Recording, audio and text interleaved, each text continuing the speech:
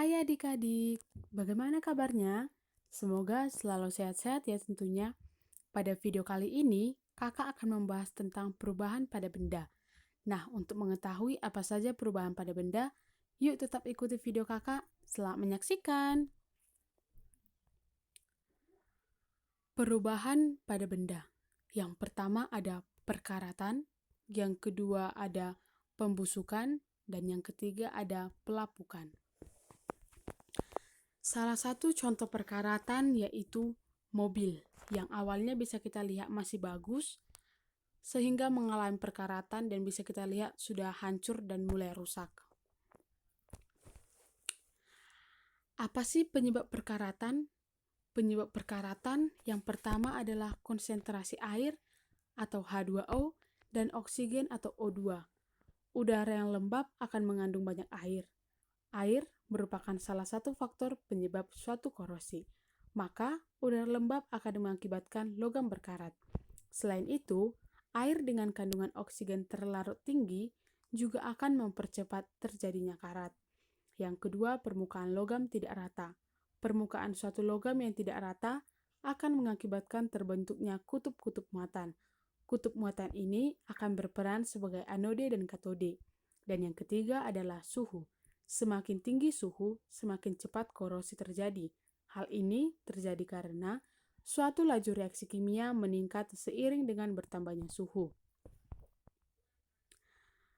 Bagaimana sih Kak cara mencegah perkaratan? Yang pertama dengan pengecatan. Pengecatan berfungsi untuk melindungi besi agar tidak bersentuhan dengan air dan udara.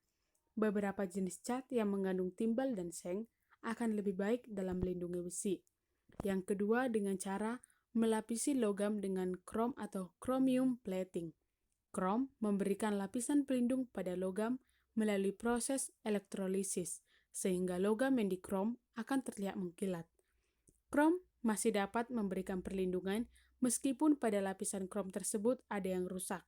Biasa digunakan untuk bumper atau plak mobil. Gambar ini adalah gambar sayur-sayuran dan buah-buahan yang masih segar tentunya ya. Dan gambar di samping ini adalah gambar sayuran dan buah-buahan yang telah mengalami pembusukan. Apa sih Kak penyebab pembusukan? Jamur. Penyebab pembusukan adalah karena adanya makhluk hidup yang berukuran sangat kecil seperti bakteri dan jamur. Jamur merupakan penyebab yang utama dari pembusukan. Jamur akan mudah berkembang pada keadaan lingkungan yang lembab.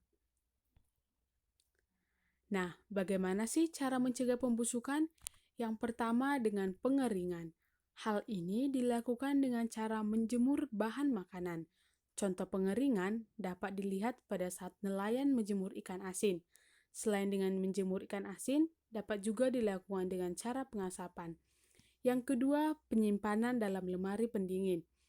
Hal ini dilakukan dengan cara memasukkan bahan makanan ke dalam lemari pendingin agar mencegah terjadinya pembusukan.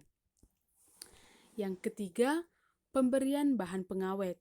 Untuk mengawetkan makanan, manusia sering menggunakan berbagai bahan pengawet, baik yang alami maupun yang buatan. Contoh bahan pengawet alami adalah gula dan garam. Dan yang keempat adalah penyimpanan pada kemasan kedap udara. Hal ini terjadi karena kotak kertas dibuat sedemikian rupa sehingga udara dari luar tidak dapat masuk ke dalam kotak minuman. Kondisi lingkungan yang hampa udara menyebabkan jamur dan bakteri tidak dapat hidup. Apa sih Kak penyebab dari pelapukan? Yang pertama adalah waktu.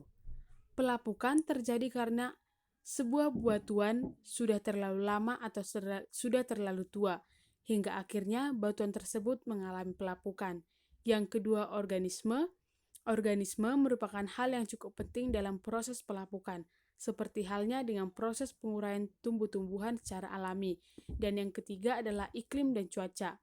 Unsur-unsur cuaca dan juga iklim yang akan mempengaruhi proses pelapukan antara lain adalah suhu udara, curah hujan, sinar matahari, angin, dan lain sebagainya.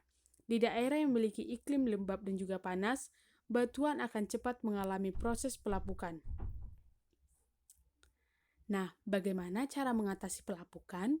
Yang pertama dengan cara melapisi benda-benda dengan menggunakan cat atau pleitur, terutama pada benda yang terbuat dari kayu ya, agar tidak dimakan hewan rayap.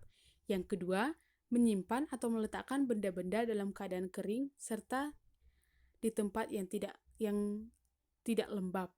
Dan yang ketiga adalah penggunaan bahan kimia. Pemberian bahan pengawet pada benda dapat mencegah pertumbuhannya jamur dan bakteri. Gambar pelapukan pada benda. Kayu yang telah mengalami pelapukan, kemudian cara mengatasinya dengan cara pengecatan, tampak pada gambar. Nah, ada apa saja sih sifat benda dan kegunaannya? Yang pertama adalah karet. Tentu kita semua mengetahui apa itu karet. Karet dalam kehidupan sehari-hari bisa kita lihat contohnya seperti ban mobil, ban sepeda, ban kereta motor, dan lain sebagainya. Yang kedua adalah plastik.